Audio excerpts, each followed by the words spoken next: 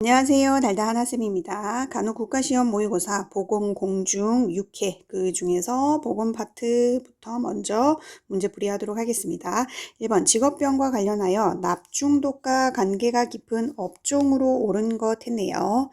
네, 납중독은 이 납성분을 우리가 만지면서 피부로 흡수가 되거나 아니면 납가루 같은 것들을 우리가 호흡기를 통해서 마실 수도 있습니다. 그런 환경에서 일하는 분들이 주의를 해야겠죠. 호흡기 통해서도 납중독이 될 수 있다.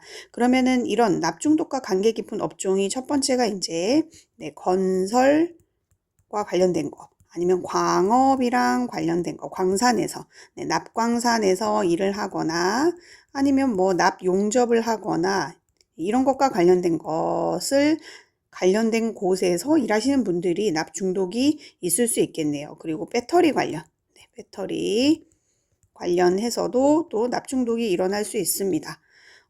요즘에 자동차 배터리 많이들 생산해내고 있잖아요. 그죠? 이 자동차 배터리를 다른 말로 축전지라고 해요. 자동차 배터리. 배터리를 축전지라고 하는데 이것과 관련돼서 뭐 만들거나 아니면 납을 입히거나 하는 작업, 직업 뭐 이런 것들에 관련돼서 종사하시는 분들. 그 다음에 인쇄 및 제조, 인쇄 및 제조 관련해서 일하시는 분들도 해당이 되겠습니다. 그러니까 뭐 활자를 만든다거나 아니면 뭐 인쇄소에서 일하신다거나 이런 분들은 납과 관련돼서 납 중독이 일어날 수 있는 관계가 깊은 업종에 종사하시는 분들이겠어요. 1번에 잠수부라고 해서 나오신 분들은 직업병과 관련해서는 감압병과 연관이 있겠습니다. 감압병. 그 다음에 두 번째 타이피스트. 타이핑을 많이 하시는 분들인데요. 이런 분들은 VDT 증후군과 관련이 있고요. 3번의 터널 종사자. 이분들도 감압병이랑 관련이 있습니다. 감압병. 터널을 뚫어야 되니까 거기에서 압력을 세게 넣은 상태에서 터널을 뚫다 보니까 이런 감압병과 관련이 있는 직업병 나타날 수 있고요. 판금 작업자는 소음성 난청과 관련이 있겠네요. 축전지 제조공 여기서 얘기했었네요. 그렇죠. 자동차 배터리 만드시는 분 납과 관련이 있습니다. 그래서 축전지 제조공이 1번의 답에 해당이 되겠습니다. 답은 5번입니다. 2번 대기 오염물질은 1차 대기 오염물질과 2차 대기 오염물질로 구분이 된다라고 했어요. 여기서 2차 대기 오염물질의 지표로 옳은 거 했습니다. 1차 오염원이랑 대기 오염물질에서 우리가 2차 오염원을 구분을 할 수 있는데요. 1차 오염원이라고 할 수 있는 거는 직접적으로 그냥 직접적으로 대기로 방출되는 오염원이 되겠습니다. 오염원. 그러니까 바로 공기 중으로 나오는 거니까 직접 배출이 되겠어요. 직접 배출.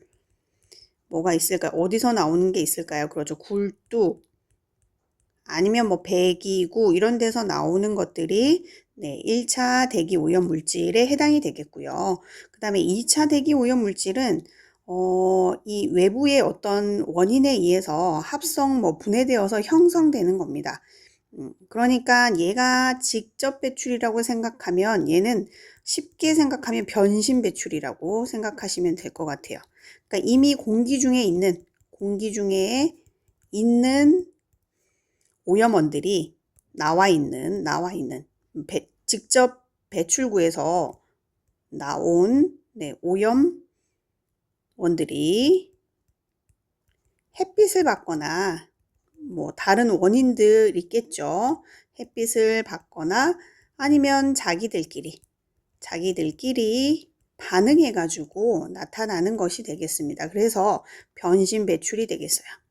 그래서 1번 SO2, NOx 이런 것들, 탄화수소 이런 것들은 1차 대기 오염물질에 해당이 되고요.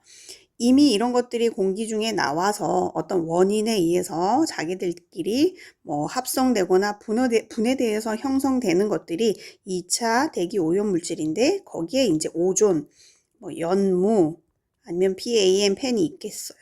그래서 2차 대기 오염물질 4번이 답이 맞겠습니다. 3번 질병, 장애, 노령, 실업, 사망 등의 사회적 위험으로부터 모든 국민을 보호하기 위한 제도로 옳은 것은 했네요.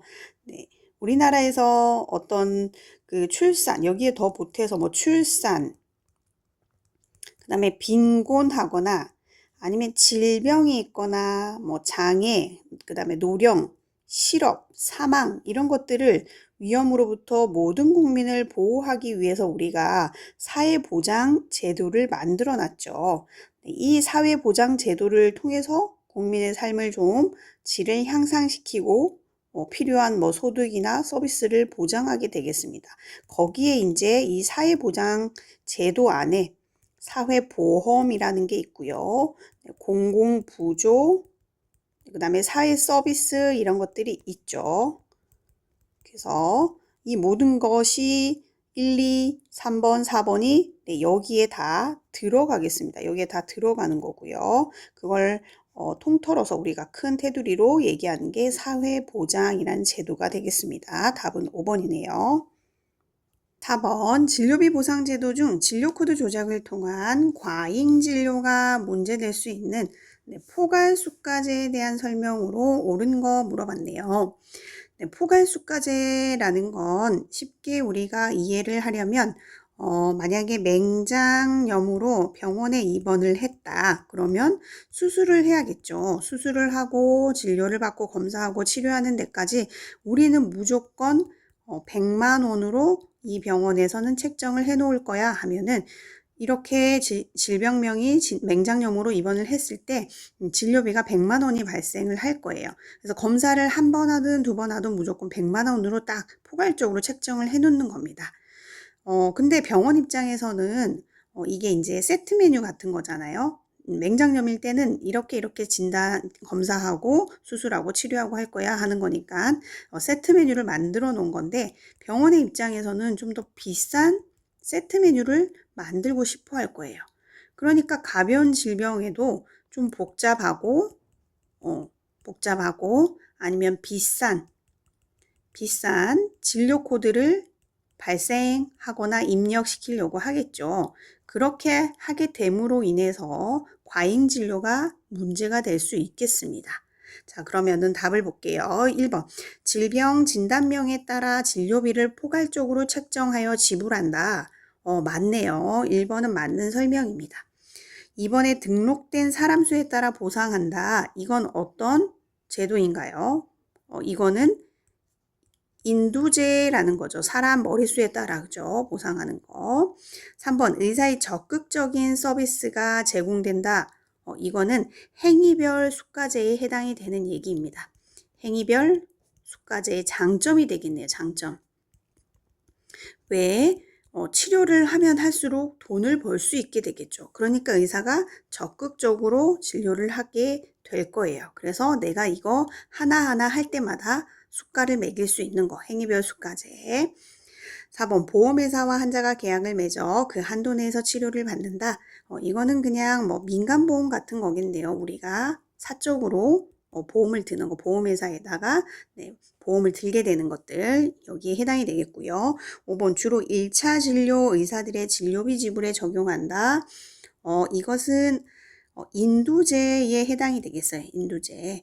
그러니까 1차 진료를 하시는 의사 선생님들이 뭐 인두제는 100명이면 100명에 해당되는 사람 수에 따라 이 사람 수에 따라 보상을 받는 거잖아요. 그렇죠? 그러면 100명은 등록은 되어 있지만 환자들이 아프지 않아서 내가 진료를 하지 않으면 의사 선생님은 편하게 그죠? 편하게 돈도 더 벌 수 있고 진료도 편하게 볼 수 있고 덜하게 되니까 편하게 덜 진료하게 되니까 편하게 진료할 수 있고 돈도 많이 벌 수 있게 되는 거니까 예방에 힘쓸 거예요. 아프지 않게 환자를 아프지 않게 힘쓰면 이렇게 되겠죠. 그러니까 아프지 않게 예방에 무조건 포커스를 맞춰서 진료를 하게 될 거니까 주로 1차 진료를 예방에 힘쓰시는 1차 진료 의사 선생님들이 진료비 지불에 적용하는 게 이 인두제가 되겠습니다.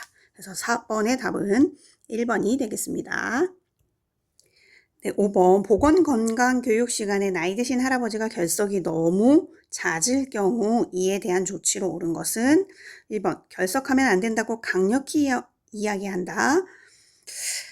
이거는 좀 이렇게 강력히 이야기를 한다고 하더라도 결석을 해야만 하는 이유가 계속 있다라면 근본적인 원인이 해결이 안 된다면 별 소용이 없겠네요. 1번은.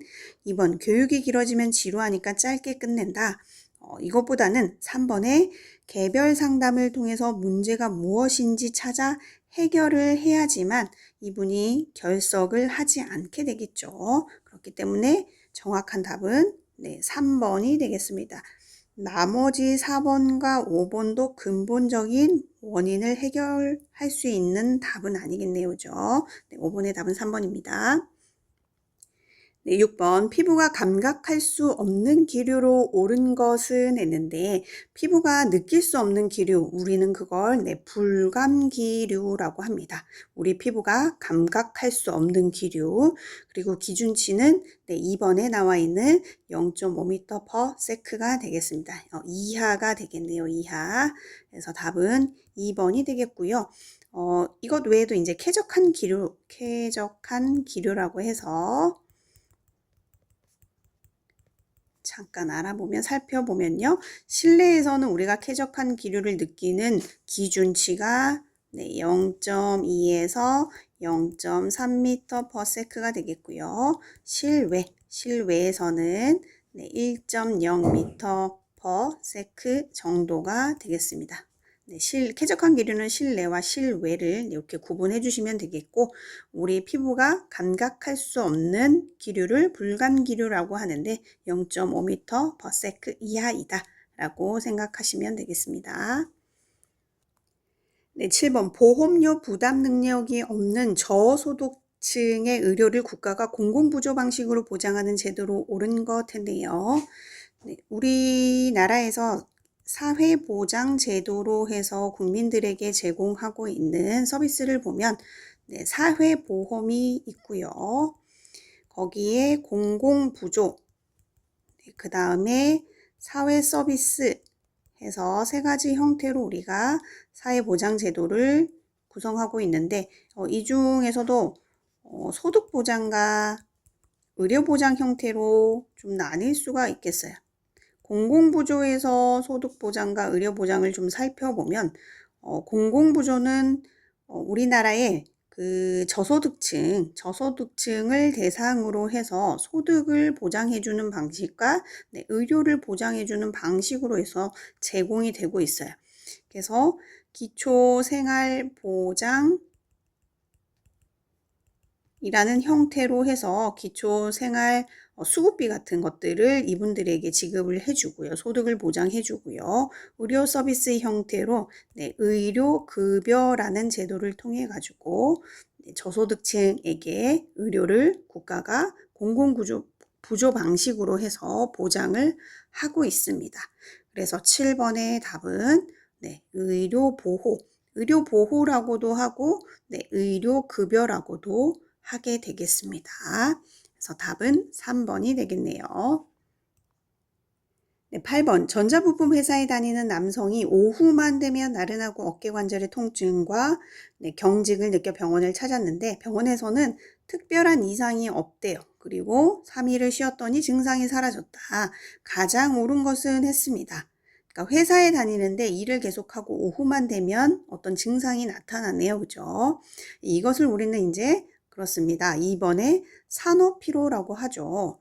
뭐 정신적으로 아니면 육체적으로 아니면 뭐 신경적인 이런 원인에 의해서 노동의 부하가 온 겁니다. 너무 많이 열심히 일하다 보니까 누적이 된 거예요.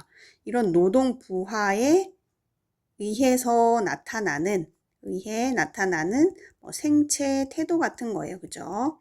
이런 것들을 우리가 산업피로라고 한다. 산업재해는 아무래도 이것보다는 인명이나 어떤 손상이 있어요. 인명이나 아니면 뭐 상해 같은 게 발생하는 게 산업재해에 해당이 되겠고 지금 8번에서 설명한 거는 네, 산업피로에 해당이 되겠습니다. 답은 2번입니다. 네, 9번 40대의 직장 남성이 담배를 끊지 못하고 계속 피우고 있는 경우 이를 도와주는 해결책으로 가장 효과적인 방법은 했는데요.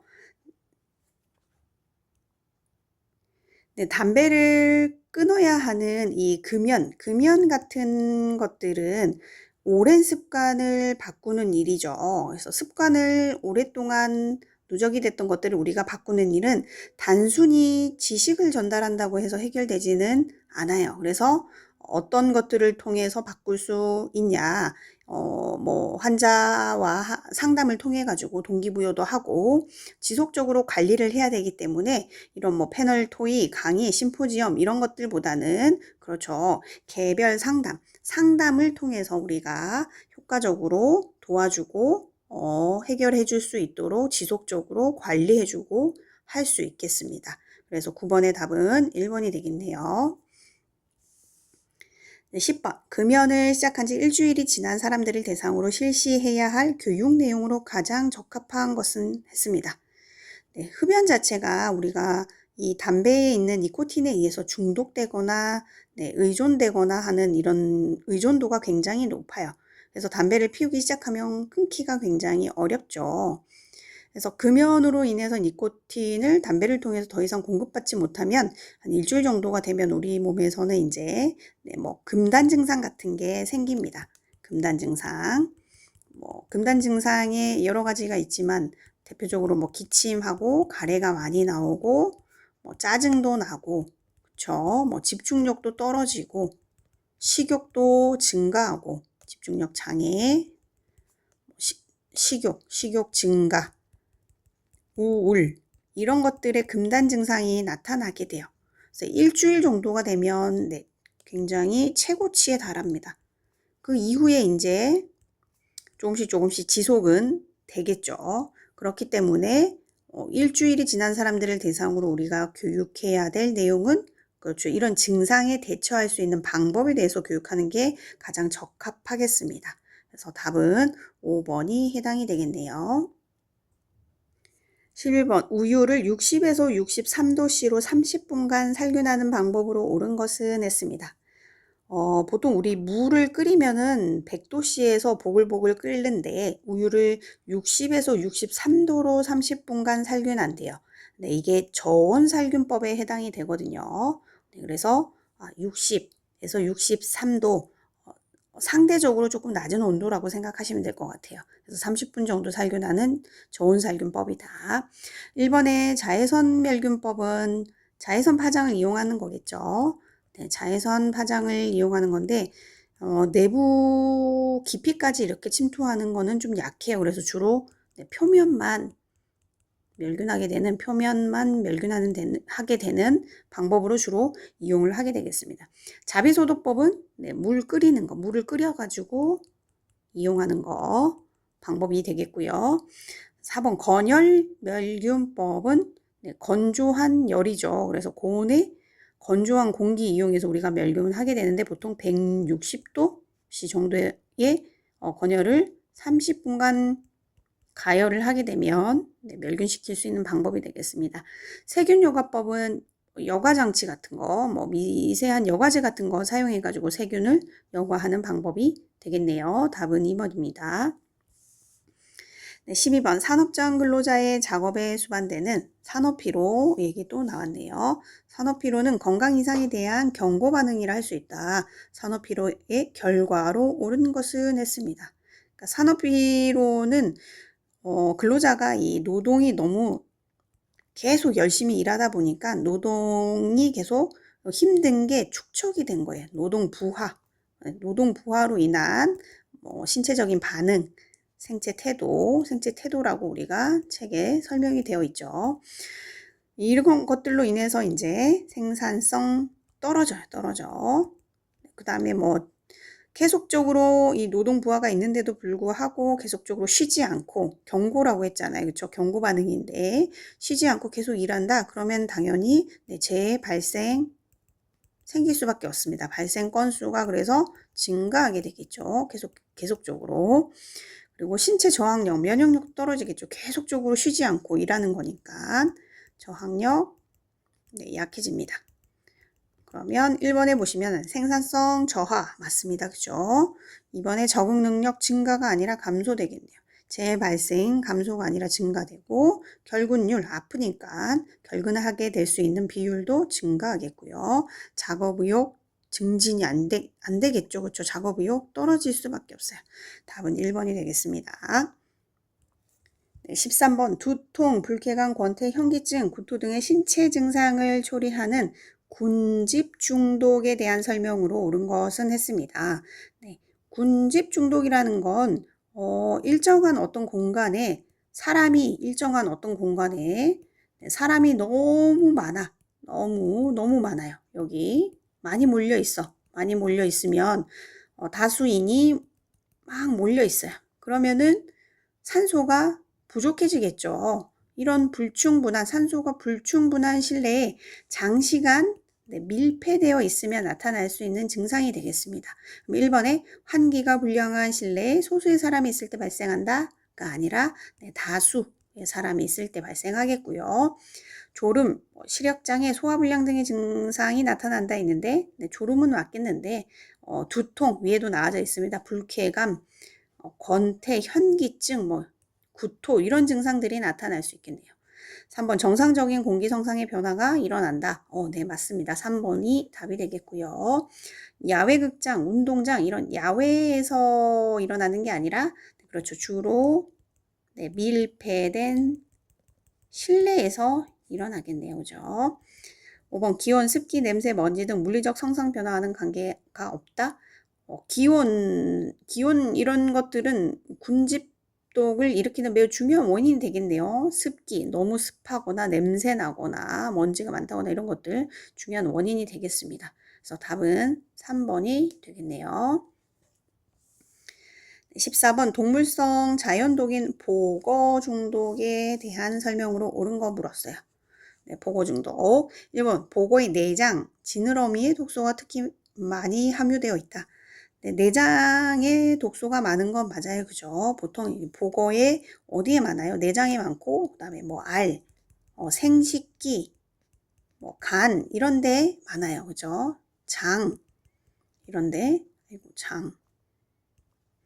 이런 데 많이 존재하고요. 내장에 특히나 많다. 2번 유독물질은 베네루핀이다 라고 되어 있는데 베네루핀이 아니라 원인 독소는 테트로도톡신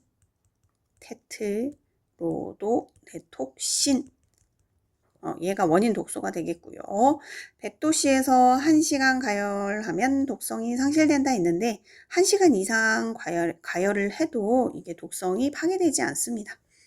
중독 증상으로 운동장애 심하면 중추신경 이상이 나타나며 지속되면 사망한다. 네, 맞죠. 4번은 답이 되겠습니다.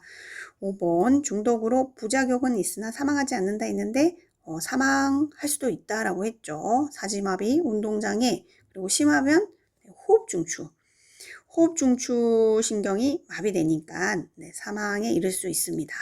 답은 4번입니다. 15번 현재 지구는 대기오염으로 인하여 몸살을 앓고 있다. 이러한 대기오염의 영향으로 인하여 나타나는 현상으로 옳은 것은 했습니다. 1번에 지구온난화 현상이 나타난다. 그렇습니다. 대기오염이 되면서 지구가 점점 기온이 올라가면서 온난화 현상이 일어나고 있죠. 맞고요. 2번에 산성비가 감소되고 있는 게 아니죠. 3번 오존층이 파괴되면서 기온이 일정해지고 있는 게 아니라 이상 기온이 증가하고 있어요. 4번 이산화탄소 증가로 식물의 성장이 촉진된다. 이산화탄소가 증가되니까 왠지 광합성을 하니까 맞는 말 같은 느낌이 드는데 근본적으로는 CO2가 많아지면서 지구온난화가 되는 거잖아요. 지구온난화가 되면 이상기온이 생기는 거니까 기온이 너무 올라가면서 환경이 파괴되겠죠. 식물들도 이상하게 잘 자랄 수가 없고요. 그죠? 그래서 환경이 파괴됩니다. 5번 화석 원료 사용의 감소로 대기오염이 낮아지는 추세이다. 아니죠. 낮아지는 게 아니라 그렇죠. 증가하는 추세가 되겠네요. 15번의 답은 1번이 되겠습니다. 공중 파트입니다. 16번 지역사회 간호 대상자 중 정신건강관리의 고위험군으로 오른 것. 정신건강관리 주로 뭐 정신분열증 환자나 조울증 환자, 아니면 뭐 기질성으로 뇌증후군이 있거나 아니면 약물 중독, 뭐 인격장애 이런 분들이 고위험군인 건데요. 정신 건강과 관련되어 있는 거는 2번의 알코올 중독자가 답이 되겠습니다. 17번 40대 남자가 지나친 음주로 기억력 장애와 손떨림 등 일상생활 장애를 보이고 있다. 이 사람을 조기 발견해서 조기 치료를 받도록 하는 질병의 예방 단계는 조기 발견, 조기 치료, 2차 예방에 해당이 되겠네요. 그죠? 키워드가 조기 발견이라고 나와져 있습니다. 1번의 1차 예방은 질병을 예방하는 활동이 되겠어요. 그죠? 질병을 예방하기 위해서 우리가 뭐 예방접종하는 거가 여기에 해당이 되고, 아니면 운동하게 하고, 습관을 바꿔주고, 보건 교육을 하고, 그렇죠? 개인 위생에 신경 쓰도록 우리가 교육하는 것들, 1차 예방, 질병 예방을 위해서 활동하는 거, 1차 예방에 해당이 되고, 2차 예방은 조기 발견, 조기 치료하는 게 여기에 해당이 되겠고요. 3차 예방은 일단 질병이 생겼으면 합병증, 더 이상 합병증이 생기지 않도록 예방하고, 그 다음에 재활 치료하고 하는 것들이 3차 예방에 해당이 되겠습니다. 그러니까 4번의 재활 치료도 3차에 해당이 되고, 사회복귀 훈련하는 거 뭐 이런 것들도 3차에 해당이 되겠네요. 17번의 답은 2번이 해당이 되겠습니다. 18번 현대 의료에서는 질병을 종합적 포괄적으로 관리하기 위한 적극적인 예방 활동에 중점을 두고 있다. 질병의 1차 예방으로 옳은 거 위에서 잠깐 설명했었습니다. 그죠? 1차 예방, 질병 예방을 하는 건데 거기에 예방접종 해당이 됩니다. 그죠? 조기 치료, 이거는 조기 진단, 조기 치료하는 거 2차라고 말씀드렸네요. 재활은 3차 예방에 해당이 되고, 흉부 엑스레이 검사는 조기 진단하고 조기 치료하는 거니까 2차에 해당이 되겠어요. 당뇨병 환자의 식사요법은 이것도 조기 치료하는 거죠. 당뇨병이라는 질환을 진단받았기 때문에 진단받아서 빠르게 치료할 수 있는 거, 식사요법으로 적절하게 하는 거 2차 예방이 되겠습니다. 18번의 답은 1번이 되겠네요. 19번 지역사회 간호조무사가 가정 방문을 하려고 준비하고 있어요. 가장 먼저 방문해야 할 대상자로 옳은 거 있네요. 우리가 가정 방문을 할 때 가장 먼저 방문을 해야 되는 우선순위가 있었습니다. 제일 먼저는 신생아, 그 다음에 미숙아가 되겠고요. 그 다음이 임산부, 모성보건 차원에서 우선순위가 높을 수밖에 없는 임산부, 그 다음에 학령, 학교 가기 전에 아이들 면역력이 약하니까, 그 다음에 학동기, 아동들, 그 다음에 점차적으로 병을 옮기지 않는 범위 내에서 가장 먼저 방문을 하고 면역력이 낮거나, 그 다음은 이제 뭐 성병, 질환을 옮길 수 있는 질병들을 가장 나중에 결핵 환자 호흡기로 해서 질병을 옮길 수 있으니까 호흡기 질환이 있는 사람이 제일 나중으로 해서 가정 방문을 해야겠어요. 질환이 옮을 수 있는 사람들은 감염병 환자들은 뒤로 밀릴 수밖에 없겠죠. 그러면 19번의 답은 그렇습니다. 1번 신생아가 되겠네요. 제일 먼저 방문해야겠습니다. 20번 임신이란 수정란 또는 발육하고 있는 태아를 체내에 가지고 있어 모체와의 사이에 생물학적 관계를 갖고 있는 상태를 말한다. 여성의 임신 가능 기간으로 옳은 거 있습니다.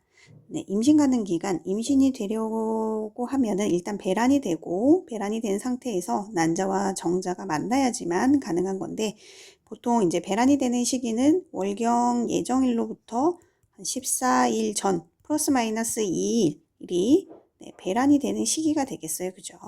이때 이제 정자와 만나게 되면 임신이 가능하게 되는데, 그러려면 이제 생존 기간을 좀 알아야 되겠어요. 난자가 살 수 있는 기간. 배란이 되고 나서 살 수 있는 기간이, 네, 난자는 1일이 되겠고요. 네, 정자는 3일 정도 살게 됩니다. 그러면은 보통 배란을 중심으로 해서 전후로 해서 4일간은 요 임신이 가능한 기간이 되겠죠. 그렇죠? 그렇기 때문에 20번의 답은 3번이 되겠네요. 21번 환청과 피해 망상이 심해 치료 후 퇴원을 앞둔 환자의 부모가 자신들이 직장에 나가 있는 낮 시간에 혼자 있게 될 환자를 걱정할 때 연계할 수 있는 서비스 자원은 했습니다. 보통 이제 뭐 정신질환으로 이제 치료를 받으면서 어느 정도 회복은 됐는데 사회로 복귀하는데 시간이 좀 어려움이 있는 환자들이 있을 수 있죠. 그런 환자들의 뭐 약물 치료도 계속 유지해주고 재활 치료를 받고자 하는 사람들을 대상으로 해가지고 출퇴근 형식의 주간 재활 입원 치료를 할 수 있는 서비스가 우리 그걸 이제 납병원이라고 합니다. 납병원. 그래서 21번의 답은 1번이 되겠습니다. 22번 감염된 털 진드기에 유충이 물려서 감염되어 초기에는 발열, 오한, 두통 등이 있다가 기침, 구토, 근육통 등이 동반되며 발진과 가피가 생기는 감염병이었습니다. 가피를 좀 눈으로 익혀가지고 기억을 좀 해두시면 좋을 것 같은데, 네, 털 진드기 유충이 매개체가 돼요. 매개체. 얘네가 매개체가 되고요. 이것들에 의해서 물려가지고 처음에는 뭐 발열, 오한, 두통이 있다가 나중에는 이게 가피가 이런 식으로 생기는 겁니다. 그래서 풀밭에서 일을 하는 경우나 아니면 작업을 하거나 뭐 이런 경우에 이 질병이 발생할 수 있죠. 발생할 수 있어요. 보통은 이렇게 보이는 데 있기도 하고요. 가피가 에스카라고 하는데 발목이나 이런 데는 발견하기가 쉽지만 아니면 겨드랑이 뭐 아니면 서해부 사타구니 이런 데 물릴 경우에는 앉아서 뭐 작업을 하거나 하는 경우도 많기 때문에 그런 경우에는 이런 가피를 발견하기가 쉽지가 않습니다. 진단이 빨리 되어야 우리가 치료를 하게 되는데 이 질환의 특징적인 게 저런 가피가 생기는 거예요. 그리고 뭐 나중에는 이제 진단되고 나면은 간 수치도 막 올라가고 열도 많이 나고 하는 질환이긴 한데 어쨌든 이 질병의 이름이 쯔쯔가무시병입니다. 1번이 답이 되겠고요. 이 질환을 그러면은 예방하기 위해서는 어떻게 해야 되겠어요? 보통 잔디나 이런 풀밭에서 작업을 하는 거라서 야외 작업을 할 때 풀밭에 눕지 말아야겠죠. 풀밭에 눕지 않도록 한다. 그리고 활동을 하고 나면은 목욕하거나 아니면 옷은 꼭 세탁하는 게 되게 중요하겠습니다. 그래서 22번의 답은 1번이 되겠네요. 23번 환경오염으로 여름철이 되면 모기가 더 극성을 피우는데 모기가 매개하는 기생충으로 옳은 거 했네요. 1번에 편충이라고 했는데 편충은 토양이나 물, 뭐 채소 이런 것들 회충도 그렇죠. 같이. 네, 1번, 2번이 토양, 물, 뭐 아니면 채소 이런 것들에 의해서 매개가 되는 기생충이고요. 3번의 선모충은 감염된 돼지고기. 돼지고기에 의해서 그렇다. 4번의 사상충이 답인데요.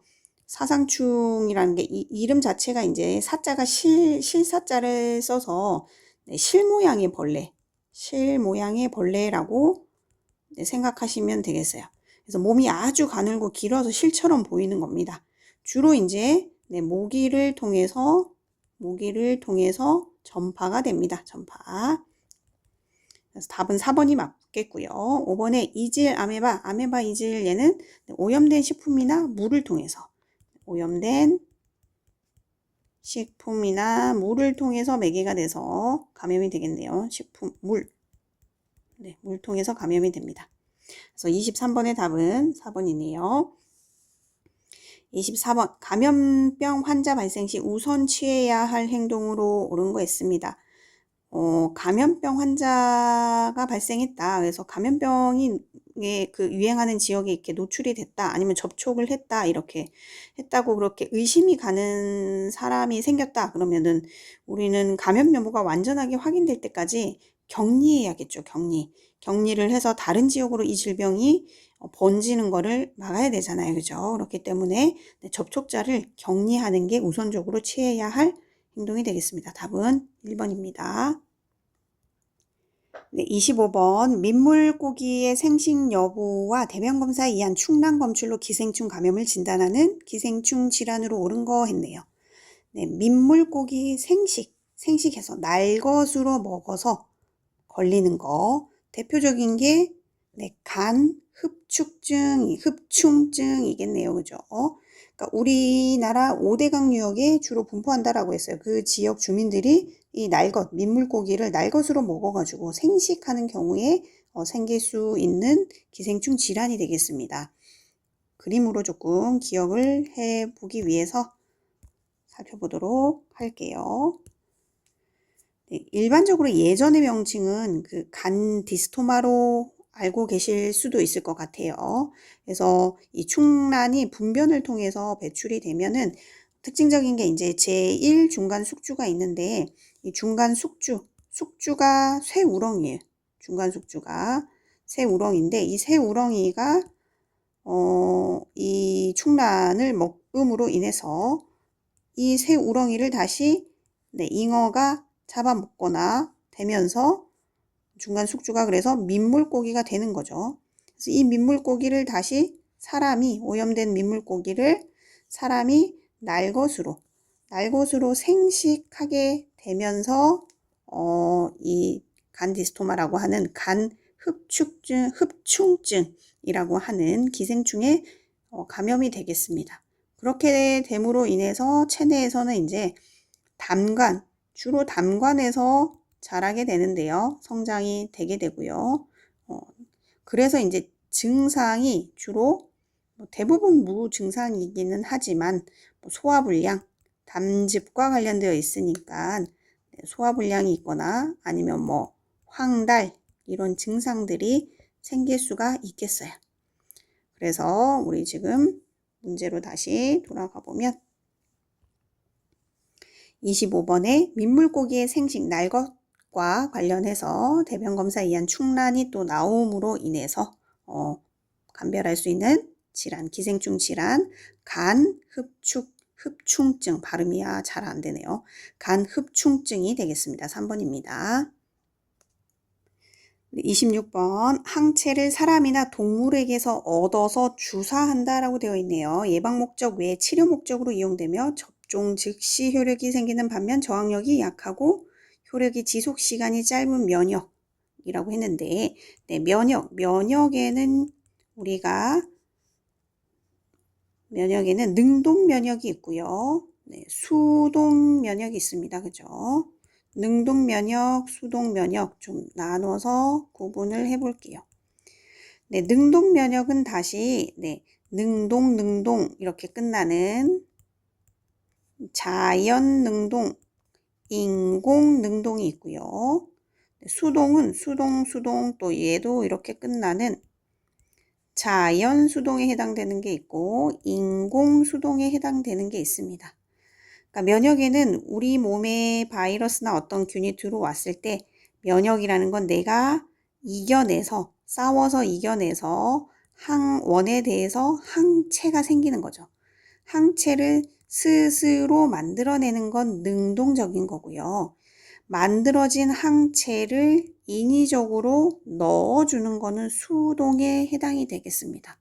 여기서 26번에서는 항체를 사람이나 동물에 얻어서 주사한다고 했으니까 일단 수동에 해당되는 게 되겠네요. 그죠?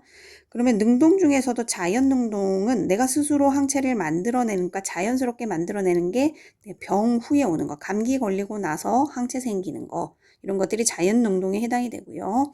인공 능동은 예방 접종이 해당이 되겠네요. 예방 접종을 맞아서 스스로 항체를 만들어내는 거. 자, 그러면 항체를 인위적으로 내 몸에 넣어주는 건데, 거기에서 자연 수동은 엄마의 태반을 통해서 모체에서 아이에게로 가는 면역체, 있겠고요. 그 다음에 항체를 인위적으로 주사하는 면역 글로불린 뭐 이런 것들이 있겠습니다. 그래서 엄마가 뭐 B형 간염 보균자다 그러면은 아이가 태어났을 때 바로 이런 면역 글로불린도 맞고, 효력이 지속 시간이 좀 짧다 보니까 B형 간염 예방 접종도 같이 동시에 맞게 되죠, 이때. 자, 그래서 26번에서 물어보는 건 항체를 사람이나 동물에게서 얻어서 주사한다라고 했으니까 인공수동에 해당이 되겠네요. 그래서 인공수동, 피동이랑 똑같은 말이 되겠고요. 26번의 답은 2번이 되겠습니다. 27번, 오랫동안 앓게 되는 병으로 장기간의 치료와 간호를 요하게 되는 만성질환의 공통적인 특성으로 옳은 거 있습니다. 1번에 생활습관과 연관이 없다라고 했는데 생활습관과 연관이 있다. 만성질환은 생활습관과 연관이 있습니다. 2번, 유병률이 발생률보다 상대적으로 더 낮다. 네, 대부분의 만성질환은 만성질환, 그러니까 만성질환 하면 뭐가 있나요? 당뇨, 고혈압 이런 것들 만성질환이죠. 고혈압. 이런 것들은 연령이 증가하면 어떻게 돼요? 증가할수록 유병률, 병을 가지고 있는 비율, 그 다음에 새롭게 발생하는 비율, 발생률 다 증가하겠죠. 증가합니다. 그러다가 물론 이렇게 다 증가는 하지만 그래도 유병률과 발생률을 비교를 해 보면은 유병률이 발생률보다 새롭게 어떤 기간에 특정 기간에 새롭게 건강한 비율에서 이 새로운 질병이 발생하는 발생률보다 유병률, 이전에도 있었고 지금도 갖고 있는 이 병의 질환의 유병률은 발생률보다 훨씬 더 높겠죠. 유병률이. 그렇기 때문에 이번에 유병률이 발생률보다 상대적으로 더 낮다가 아니라 만성질환 같은 경우에는 높다. 워낙에 치료되는 질환이 아니고 계속적으로 관리하는 질환이다 보니까 그렇습니다. 지속적으로 관리를 해서 조절을 하는 질환이죠. 3번, 연령 증가에 따라 유병률이 낮아지는 게 아니라 설명했듯이 높다. 대부분의 만성질환은 여러 개의 위험 요인이 있다. 맞죠? 맞네요. 여러 가지 위험 요인이 있습니다. 5번, 호전과 악화를 좋아졌다, 나빠졌다를 반복하게 되죠. 반복하지 않는 게 아니라 반복하면서 계속 나빠지기보다는 치료 기간과 예후 같은 것들을 일단 판단하기가 어려워요. 그래서 27번의 답은 4번이 되겠습니다. 28번, 가정방문은 보건소 내에서의 활동과 함께 보건사업 중 가장 중요한 업무이다. 간호조무사가 가정방문 시 시행해야 할 사항으로 옳은 거 있습니다. 1번, 집단보다 개인을 우선하는 건강에 대해 지도를 한다 했는데 개인과 집단이 대상일 때는 집단을 우선해야겠죠. 개인을 우선하기보다.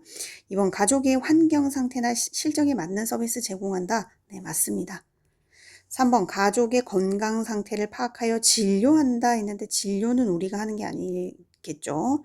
4번, 환자를 치료하고 보호자에게 간호법을 가르친다 했는데 그렇죠. 환자를 치료하는 것도 우리의 할 일은 아니겠습니다. 5번, 약품을 준비하여 투여한다 했는데 투여하는 것도 우리가 할 일은 아니겠네요. 답은 2번이 되겠습니다. 29번, 날짜 피임법 중에 최단 월경 주기가 27일이고요. 최단위. 최장 월경 주기가 31인 여성이 피임을 위해서 성교를 피해야 할 기간은 물었네요. 이렇게 문제가 나왔을 때는 우리가 임신 위험기간 시작일이랑 끝날을 계산을 해야 되는데요. 임신 위험기간 시작일은 가장 짧은 월경주기, 짧은 월경주기에서 18을 빼주면 돼요. 18. 그 다음에 임신 위험기간 끝날 시작일과 끝날을 계산하는데 끝날은 가장 긴 월경주기에서 11을 빼주면 되겠습니다.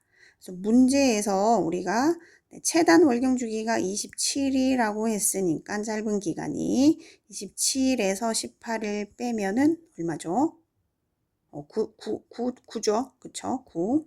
계산이 어렵네요. 자, 끝날은 가장 긴 월경 주기가 31일이네요. 그죠? 31일에서 11일을 빼야 되니까 7인가요? 그러면 20일, 끝날은 20일이 되겠어요. 그러니까 월경 제 9일에서 20일 사이가 이때는 피해야 할 기간이 되겠습니다. 피해야 할 기간. 그래서 답은 2번이 해당이 되겠습니다. 30번 전파 가능성을 고려해 발생 또는 유행 시 24시간 이내에 신고하여야 하고요. 격리가 필요한 법정 감염병의 종류. 법정 감염병의 종류 해서 키워드를 우리가 정리를 해서 공부를 했었는데요.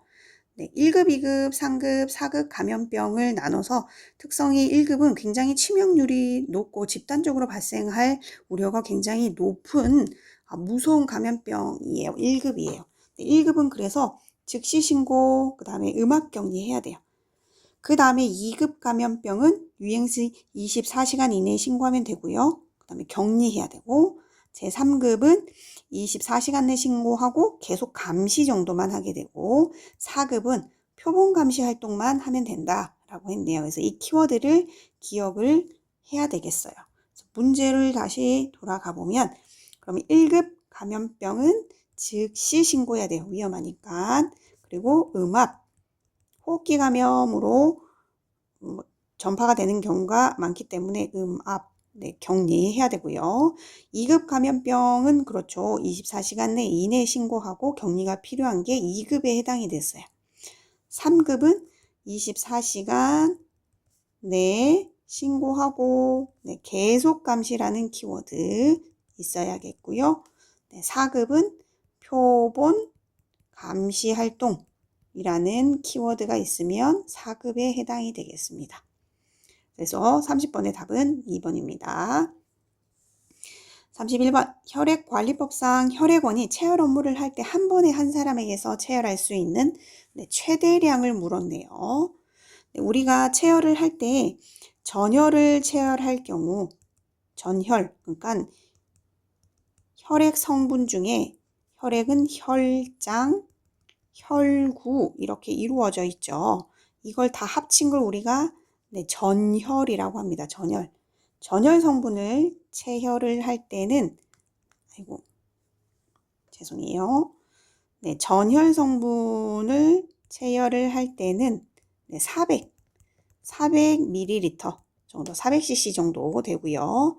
그 다음에는 성분만 딱 골라가지고 체혈을 하게 될 때에는 500ml 가능해요. 체열할 수 있고요. 3번 2종류 이상의 혈액 성분이다. 2종류 이상의 혈액 성분이다. 그러면은 600 동시 체열할 때 이럴 때 600ml라고 생각하시면 되는데 여기서 최대량 초과하면 안 되는 양이 1, 2, 3번 다 110% 초과하면 안 돼요. 초과하면 안 돼요. 하면 안 됨. 그러니까 400에서 10%면 440이겠죠. 500에서 10%는 110%니까 10%만 더 초과하면 되니까 550 정도가 될 거예요. 이렇게 1, 2, 3번 다 그래서 110% 초과하면 안 되는데 여기서 그러면은 전혈은 200이 아니라 440이었죠. 그쵸? 틀렸고 혈소판 성분은 성분 체열이니까 220 아니겠네요. 550이었고 혈장 성분도 그렇고요. 아니고요. 전혈은 그렇죠. 400이었는데 거기에 10%인 440까지는 괜찮다. 괜찮다. 농축적 혈구는 성분 체열이니까 적혈구만 따로 딱 분리한 거니까 성분 체열이니까 440이 아니라 550에 해당이 되겠습니다. 그래서 답은 4번이 되겠습니다. 32번 임상적 방사선학적 또는 조직학적 소견상 결핵에 해당하지만 결핵균 검사에서 양성으로 확인되지 아니한 자로 옳은 것은 임상적이라는 거는 증상이 있다라는 거예요. 기침, 미열, 가래, 그리고 방사선학적으로는 엑스레이상에 뭔가 결핵 같은 소견이 보여요. 조직학적으로 검사를 했는데 결핵의 특징적인 소견이 보이고 그래서 이소견상 결핵에 해당은 하지만 결핵균 검사를 했는데 가래로 결핵균 검사를 해봤더니 여기에서는 여기에서는 양성으로 확인되지 않았다. 이걸 우리는 결핵 의사 환자라고 합니다. 이것들이 만약에 다 양성으로 보인다 그러면은 결핵 환자죠. 결핵균 검사에서 가래를 검사했는데 결핵균이 나와야지만 우리가 결핵이 활동성이고 다른 사람에게 균을 옮길 수 있다라고 봅니다. 그렇기 때문에 양성일 때를 우리는 결핵 환자라고 하고요. 결핵균 검사에서는 양성으로 확인되지 않았다 그러면 결핵 의사 환자라고 하고, 잠복결핵 환자는 결핵에 감염이 되었어요. 감염이 되어서 결핵 감염 검사에서는 양성이에요. 결핵 감염 검사는 양성인데 임상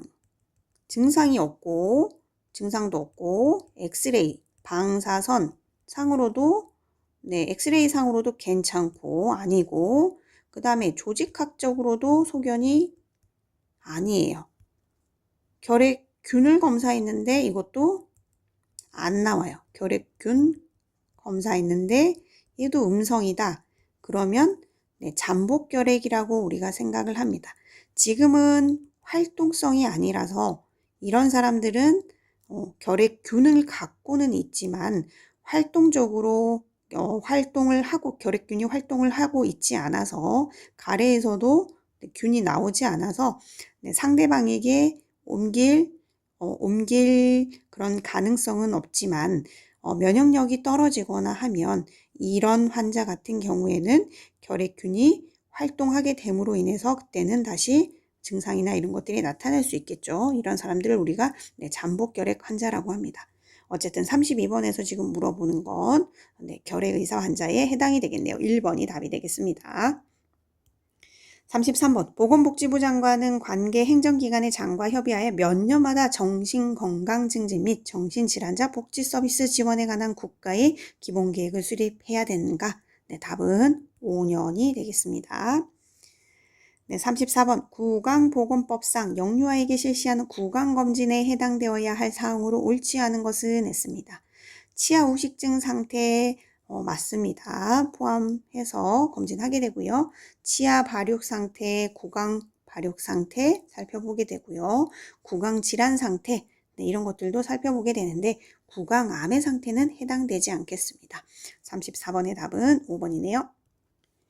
35번 의료기관의 개설자가 될 수 없는 자에게 고용되어 의료행위를 한 경우에 받는 벌칙은 했네요. 의료기관을 병원을 세울 수 없는 사람한테 고용이 돼서 의료행위를 한 경우, 우리가 이렇게 TV에서 뉴스로 접하는 일명 사무장병원이라고 이렇게 얘기하는데, 그런 병원에서 근무한 경우 쉽게 이해하려면 이렇게 기억하시면 되겠어요. 이런 병원에서 근무했을 때 의료행위를 한 경우에 받는 벌칙은 했습니다. 답은 500만 원 이하의 벌금이 되겠네요. 1번입니다. 오늘은 여기까지 하도록 하겠습니다. 끝까지 들어주셔서 감사합니다.